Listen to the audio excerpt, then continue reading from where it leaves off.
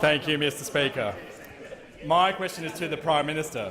Will the Prime Minister outline to the House how and why lower taxes are an important part of the government's plan for a stronger economy, including in my election of Dunkley? Is the Prime Minister aware of alternative approaches, including how higher taxes discourage investments and jobs? The Prime Minister has the call. Thank you, Mr Speaker, and I thank the honourable member for his question.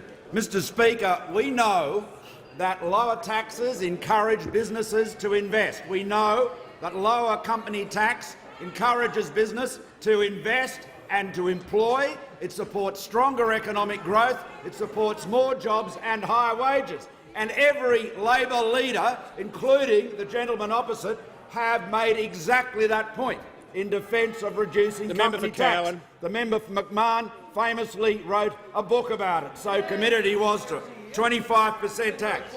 Now, Mr Speaker, the government has already achieved, through the parliament, a reduction in company tax for businesses with turnovers up to $50 million a year. These are overwhelmingly small and medium businesses, family-owned. They employ over half of the private sector workforce. They have been responding to the encouragement we've given by growing, by investing and building and growing their employment. Mr Speaker, now today I spoke to Wayne Light, who is one of the owners of Stubbs Constructions in Burnie. It's an 80-year-old firm. Wayne started off in that firm 40 years ago as an apprentice. Aspiration wasn't a mystery to him. No, it wasn't.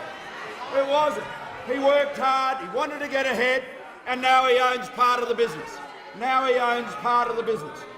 His business is a turnover of around $20 million a year. It has 63 employees. Member for Bendigo. 63 employees. Member for Bendigo and warned. That business will face, were Labor to become the government, will face an increase in their tax. Now, they have been given, this is a strong Tasmanian business. It's the type of business that the Tasmanians are proud of, family-owned, long-standing, building. It's a construction company.